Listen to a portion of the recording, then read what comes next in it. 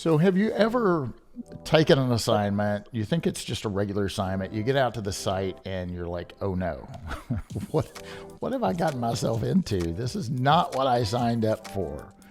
And your initial reaction is to run, right? To withdraw from the assignment. But maybe this is an opportunity for you.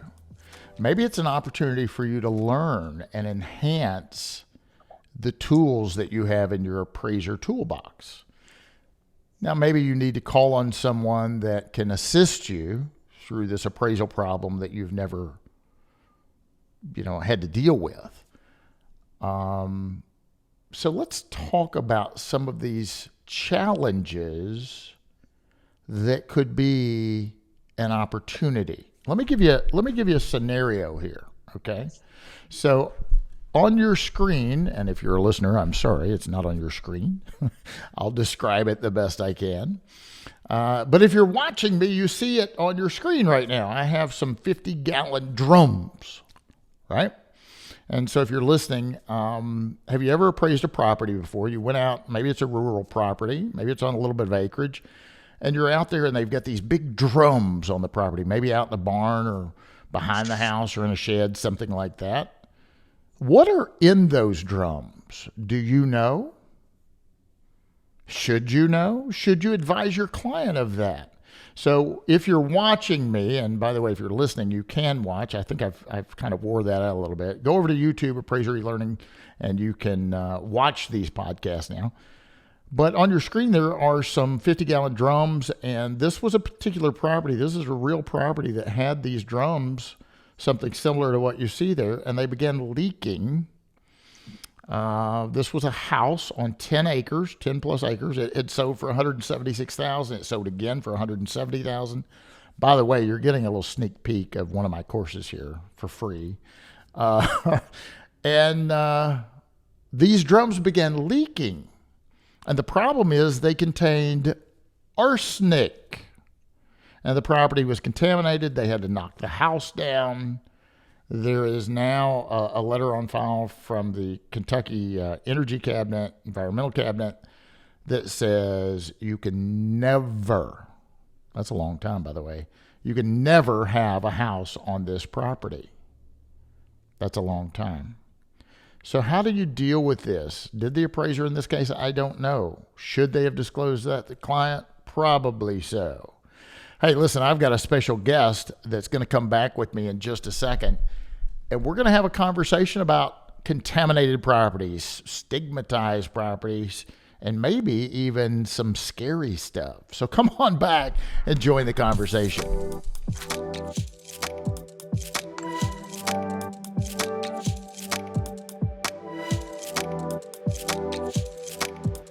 Hi, this is Bryan Reynolds. You're listening to the Appraisal Update Podcast, brought to you as always by the very fine folks over at Appraiser eLearning. That little slide that I just showed you is a little snippet out of my new course, Appraising Limited Market Properties. So if you need some CE, run over to appraiserelearning.com and check it out. We're offering that as a regular basis on the virtual platform. In fact, I have a little bit more detailed analysis of that in another new course I have, an Appraiser's Guide to Appraisal Inspections, and that's available online. If you want to do a self-study pace, you can click on that and buy that today. That also offers kind of a ride-along with me. There's 2 videos in there of me doing appraisal inspections, and you can kind of come along for the ride and see what I look at, where I look, and some of the comments and checking windows and things like that. So jump over to appraiserelearning.com and check it all out. So I'm pretty excited. I've got an appraiser on the call today, and this appraiser has kind of a specialty, if you will. And so I'm super excited to have him on and let him tell his stories and join the conversation. So I have Mr. Lee Pollitt. He's a certified residential appraiser from Long Island, New York. I got a New Yorker in the house. Welcome, Mr. Lee. Glad you're with us today. Thank you, Bryan. So, I gave a little introduction of you, but why don't you let my listeners know a little bit about Lee Pollitt and what it is you do? Been appraising since 1980. I know I don't look that old, but I am. Um, been a former chief appraiser for a number of financial institutions, and been on my own since about 2010.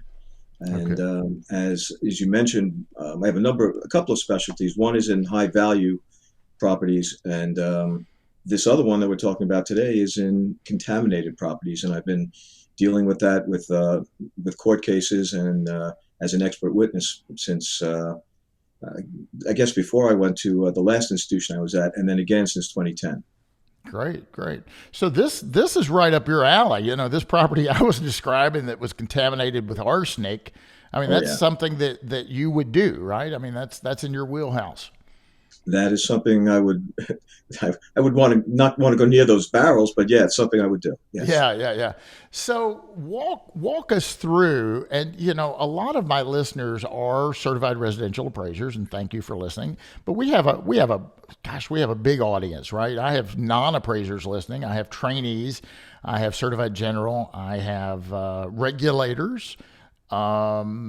We have a wide variety of an audience here listening today, but if there's a certified residential appraiser out there, a lot of times I know they don't know what they don't know, right? And they think, well, I can't do something like that because I'm not a certified general. You're a certified residential appraiser, and you're doing this type of work. Would you say that you do this exclusively, or just a big part of your practice? It's a part of my practice, it's not exclusive. Okay. All Yeah. right. So how would you walk through, you know, a contaminated property like I described a moment ago?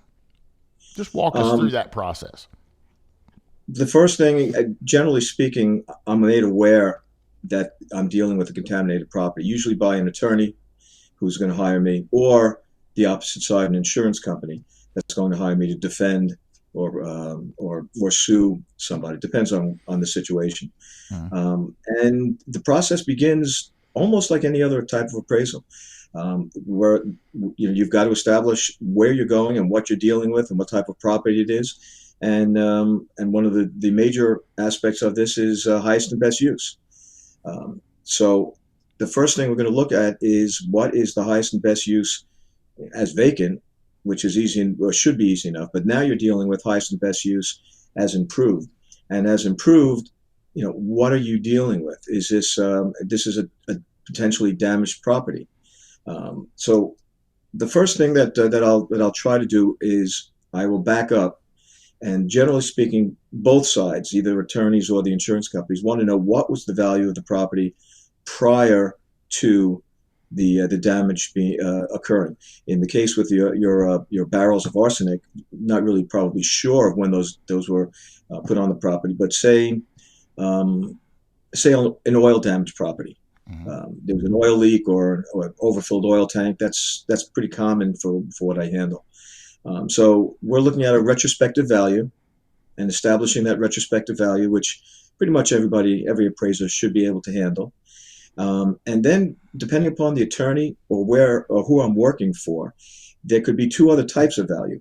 They may want to value immediately post the damage occurring, or a current value as of the date of inspection.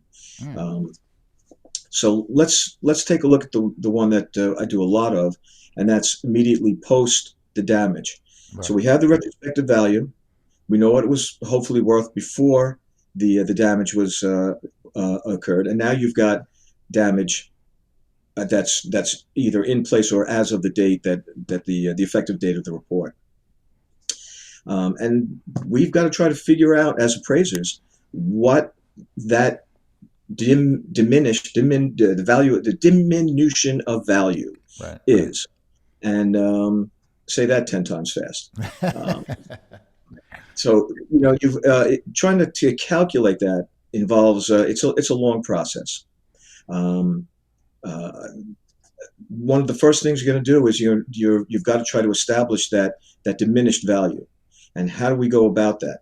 Um, the ideal way would be to find match pair sales, sales of other damage with the same damage. In your case, with those barrels, other properties with barrels of arsenic on it. I mean, Mhm. how rare is that going to be? You're not going to find it. Right. Even in the case in a suburban market like Long Island, or New York State, alone in New York State, which I do as well, to try to find properties that have been, it's easy enough to find properties that have been damaged by an oil spill. The New York State Department of New York State has environmental conservation, has a record, and they keep those records, and you can go onto those records and research that. Up until this past year, courts did not want to see those, that they knew that there were other oil spills. Just lately, some of the courts have said, well, prove to us that there are other oil spills. So you just have to include a listing of from the New York State Department of Environmental Conservation, DEC, and put that in the report. And then what I do is it takes a huge amount of time. We're talking tens of hours, because I'll go through every single one of those oil damage properties, or if there's another type of damage, and I'll go through the record of that and try to see if they sold before the damage, and then see if they sold post the damage, so I can try to establish some kind of parameter to work with. And 95% of the time, you don't find that. So, as an appraiser, we're faced with the fact that we're tasked with putting a value on that property, or, as you said, we could walk away and give it to somebody else. I don't do that. Yeah. Well, what's interesting in this type of case, and I just find real estate interesting in general. We were talking about that today in class, and what makes real estate so interesting in comparison to other goods and services that we buy, sell, and trade on a regular basis. Well, part of it is fixity of location. You can't pick it up and move it. You could pick the house up and move it, but you can't pick the property up and move it. If you were selling trucks, Winsboro, Kentucky, and then the truck market goes south and we couldn't sell a truck here to save our soul, what could we do? We could still build them here. We'd just put the trucks on trucks and move them to the hot market. We'd move them down to Texas or Florida and sell them, right? You can't do that with real estate. You can't pick it up and move it. So what's interesting about it is we're trying to solve the problem. What is our value problem? And it can be challenging, but it's kind of rewarding too, because it's like putting that really hard puzzle together and trying to find those pieces to make it all fit. And especially if you love what you do, you enjoy those challenging assignments, other than just kind of doing the same thing day after day after day. Tell me what types of, you said oil spills. What other types of have you done, like a meth house? Maybe they had a meth lab in there or something like that. We have a lot of that around here. Or construction defects. I was involved in a case one time where the house was literally sinking into the earth. Right? Have you done anything like that? What types of assignments have come across your desk? I've done different, not a meth house. I've done houses with drug that had been or were part of drug deals. Houses where there were murders. I walked down the stairs and I thought, oh, somebody dropped red paint down the stairs. No. It was, and walk us through one of that. So a murder suicide. We talk about that a little bit, and what I found out, the higher the profile of the case, many times the higher the stigma is associated with it. So the murder suicide, you have probably a cleanup from the scene itself. But other than that isolated area, most of the time the house itself hasn't suffered any structural damage or anything. But so it's not really a conditional element. It's more of a stigma, isn't it? It's a stigma associated with that. So walk us through how you typically tackle something like that. Well, stigma is one of the two aspects that you have to deal with when you're dealing with some type of damaged property.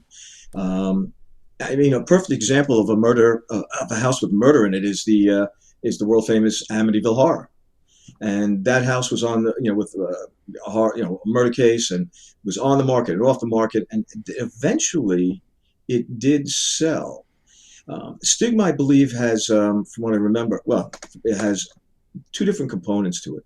One, there's a component that the stigma lasts and stays for years. And then there's another component where over time can be overcome. The Amityville Horror is an example of that, because it didn't sell for years, and then eventually it became less stigmatized, if you will, more of an attraction, and the house eventually did sell. One that I love bringing up was a house that was in upstate New York, in Nyack, New York, and it went to court. The house had been reportedly haunted, and it had been in national media, like Reader's Digest. This is back in the '80s, and the broker went to sell the house. The people wanted to retire to Florida. Broker wanted to sell the house, and supposedly notified the prospective buyer that the house was haunted. And in the contract, the seller mandated that the buyer be made aware. This was so we have some occupants, we have some guests in our house that come along with the house, right? It's not you don't just get the tractor and the lawnmower and the pool table in the basement. We have a couple of guests that stay with the house, right? They're not going to Florida with us. Wow, really? Yeah, okay. I bought a house that had a cat with it that I didn't want, but that's different than right. So they disclosed in there, we have house guests that come with the property, right? Mm-hmm. Whether you want them to or not. And so so what this is interesting. So what happened, Lee? What did the buyer say? Okay, the buyer was Strombowski. The seller was Ackley. And the case that ended up going to court was Strombowski versus Ackley. And the buyer said, "Oh no, I was not made aware." Oh. The seller said that they were, and not only that, but it had been it was a notorious house and had been in public records and in the media, and the buyer wanted to back out of the contract, but the judge eventually. Let me see if I can actually read the court held, quote, defendant is stopped today to deny their ghost's existence, and as a matter of law, the house is haunted. As a matter of law, the house is haunted. As a matter of law, the house is haunted, and that's established precedent. So the court has said that there are ghosts. Wow. That's interesting. Right. Tell me, what's the name of that case again? I want to look that up sometime. It is Stambowski, Stambovsky versus Ackley, Ackley. And the interesting thing with stigma with this, apparently he was able to back out. The seller did not want to give him back his down payment. I don't remember what happened with that, but the house didn't sell right away. But about 10 years later, I believe, the house sold for $1.7 million plus, which was $600,000 more than the market for competing houses in that neighborhood. So not only was the stigma remediated, but it was the house, the notoriety of the house played into it selling at a higher value, which is, I believe, unusual, at least in everything that I've seen. Stigma generally denigrates the value of a property.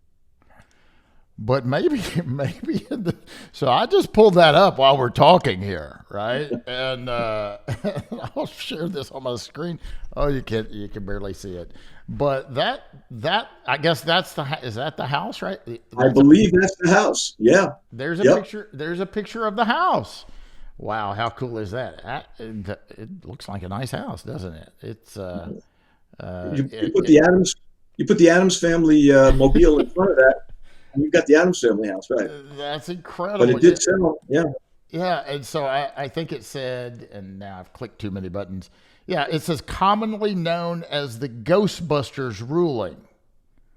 It is a case in the New York Supreme Court Appellate Division that held that a house which the owner had previously, and I lost it, but I assume it says what you're talking about. Wow, that's Yes. incredible. And it sounds like it's so for significantly more. Maybe in this case, having a haunted house is a good thing. You can sell it for more money. It sounds like. I don't know. Did you have any paired sales for that? That's what I want to know. Oh, no, no, Okay. not at all. Okay. Is that But the that's most? a little, yeah, that's a little unusual, right? Yeah. Is that But that's a side note. It's a side note, and it's fun to bring that up. And if you get to bring it up in court, that puts a smile on pretty much everybody's faces. sure? Sure. That's very cool. So that's got to be one of your most interesting cases, I would think. What are some other standouts for you that you can recall that are pretty interesting you've been working on? A lot of them are, I wouldn't say droll, but they become routine. I hate doing routine appraisals, the typical standard on a 1004 form. I try not to do those. But a lot of them lately have been with some type of oil damage. Mm-hmm. It's more prevalent than you'd think.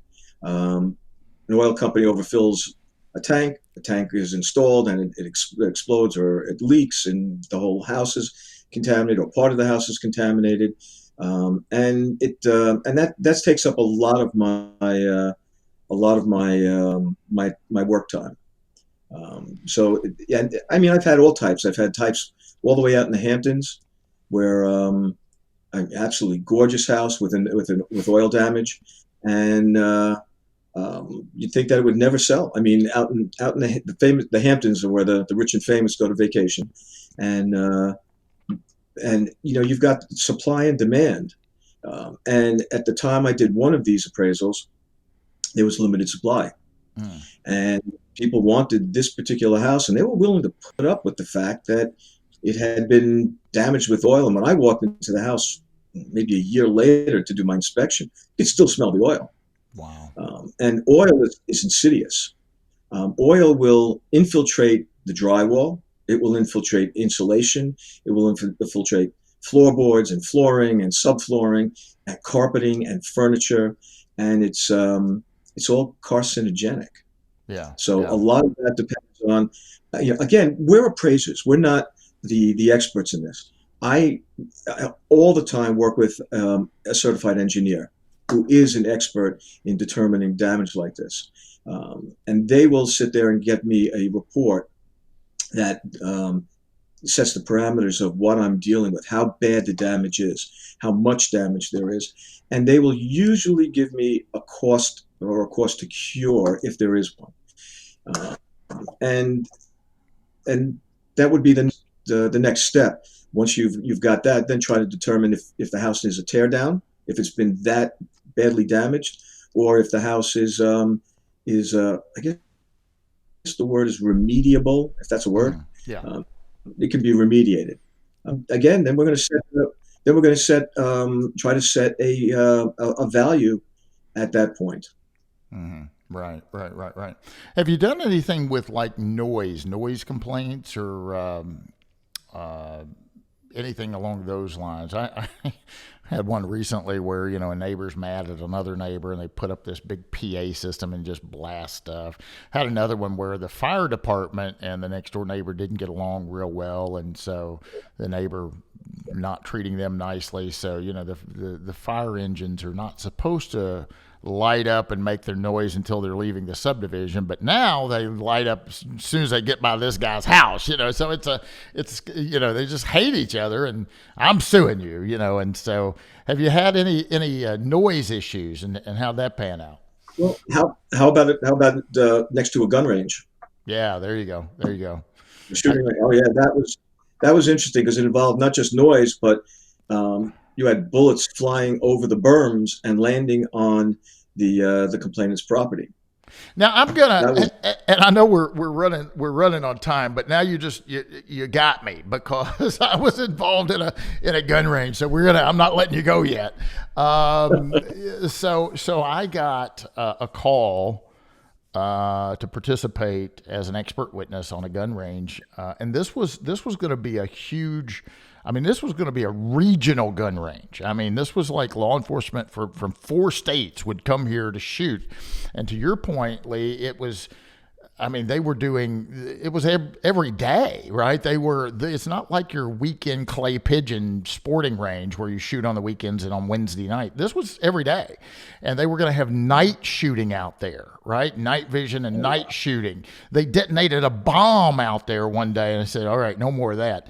The neighbors were going crazy. One neighbor even shot back. And a word of advice, don't shoot at the police. That's not a good thing.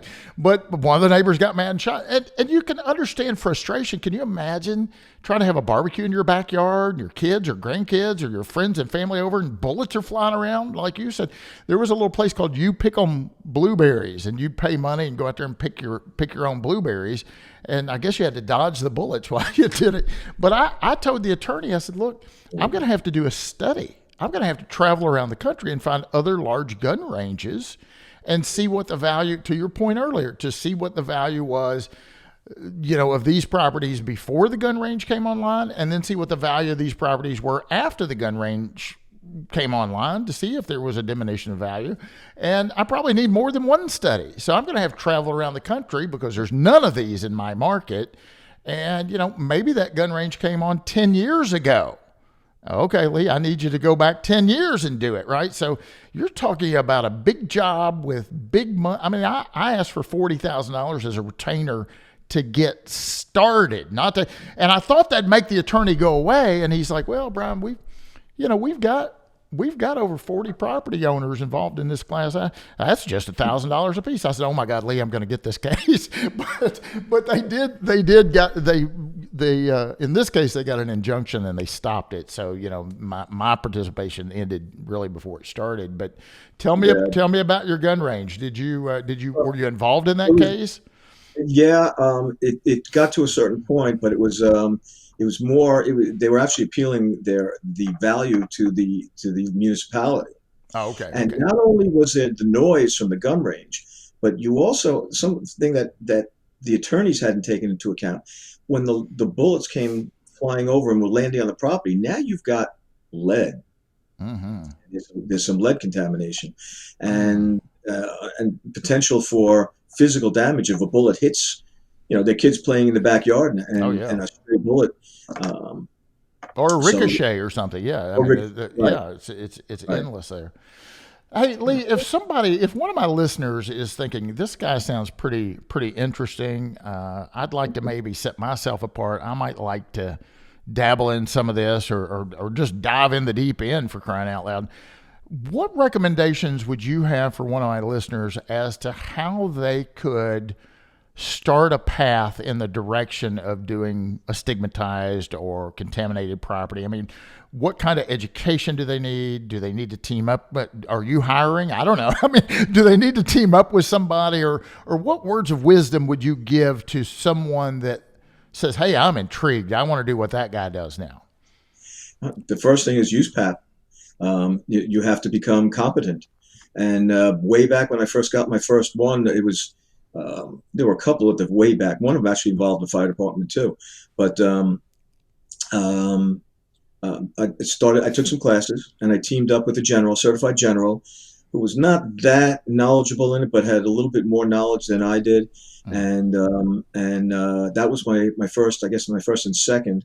And just from the experience and then working with the attorneys, and the attorneys that I was working with gave me a great deal of knowledge, and I was able to use that. And I've just built on that over the last 12 years or so now doing this. But I would encourage anybody to, if you're going to be doing one of these, then the limited market class that you've got, I need one more CE class. I may take that myself. Come on. Yeah. So, you've talked about court a lot, right? And working with the attorneys and whatnot. The cases that you've been involved in, and I tell people a lot of times that, most cases settle because quite, and I've heard a statistic that I've used, and I think Peter Christian's used it, and so I hope I'm not wrong. I said 95% of cases settle. And the reason why someone settles is you know what you're getting in a settlement, right? If this thing goes to the trier of fact and a decision is rendered, you never know what's going to happen. I mean, judges and juries are unpredictable. You don't know what they're going to do until they do it. And a settlement, at least you might not get what you want, but at least you know what you're getting and you're not getting zero, right? So the cases that you're involved, is there a high percentage of settlement like I'm talking about, or is Absolutely. yeah, Absolutely. And I prefer them not to settle because I sure, charge a lot of money to go to court. sure, Yeah, sure, yeah. The a large percent. In fact, very few actually end up going to trial. There are plenty of depositions, and you've got to sit through depositions. But right, after the deposition, I think that's exactly, you hit it on the head. Well, you've been doing this a long time, you know. yeah, yeah. They don't necessarily, both sides don't necessarily want to go before a jury. It could go either way. Yeah. Yeah, yeah. I've been testifying before. I remember a case vividly that I was in the hot seat for 3 hours. Mm. I was loving every minute of it because the attorney kept coming after me and I'd jab him back. You know, I was having a ball, you know, and then they asked to take a break and I said, I think I smell a settlement coming. And that's exactly what happened. And then consequently, that attorney that was after me, which I tipped my hat, he was doing a good job. He consequently has hired me on multiple cases since then. You know, we work together now as opposed to being opposite of one another. But what's the longest case? What's the longest case you've been on? How long did it take to finalize? In court or overall? Overall. Oh, I think the longest one, at least 2 years. 2 years. Okay. Yeah. Yeah. Yeah.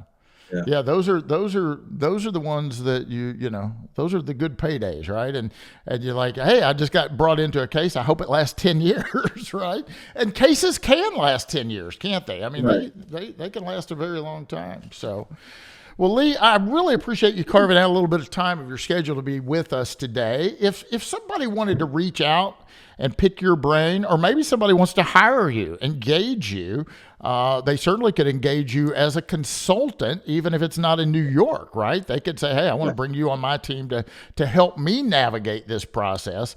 What is the best way for one of my listeners to reach out and get a hold of you? I guess my email would be, because I should have a website, but just as an aside note, done the exact same thing that you've done. The best recommendations I get when I leave court and I'm chased down by opposing counsel saying, I don't ever want to go against you in court again. Give me your business.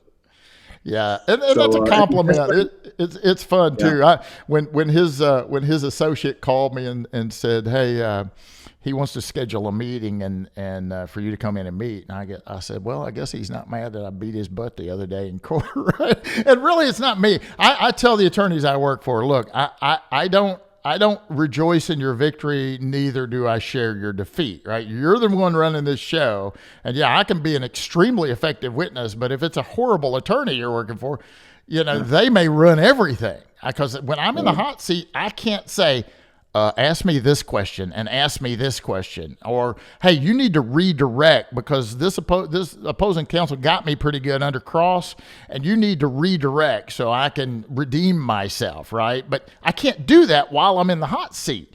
But I can do that if I'm providing litigation support, and so I tell attorneys all the time, it's wise to have a litigation support specialist to help you navigate these choppy waters sometimes. So what's your email, Lee? Give everybody your email in case they want to reach out to you. P as in Peter, O as in Oliver, L as in Larry, L as in Larry, E as in Edward, T as in Thomas, A as in Alfred, S as in Sam, S as in Sam, O as in Oliver, C as in Charlie. Pollitt, ASSOC, at live.com.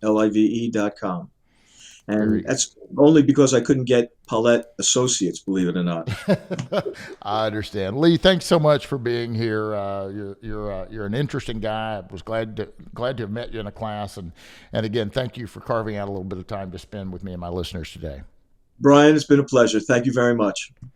Ladies and gentlemen, you've been listening to the Appraisal Update podcast, brought to you as always by Appraiser eLearning. If you'd like to be on the program, please reach out to myself, Bryan, B-R-Y-A-N, at appraiserelearning.com. We'll try and make that happen. Until next time, please take care of yourself. Take a little break. Go get a massage. Go fishing. Take a vacation. Take a mini vacation if you have to do that. Find ways to release some of that stress, guys, because I know we have a very stressful job and we kind of have a thankless job. We don't get thanked very much, so I want to thank you for the good job you do, and thank you for listening. Until next time, I'm Bryan Reynolds, your host for Lee Pollitt. Happy appraising. The Appraisal Update podcast is brought to you by Appraiser eLearning.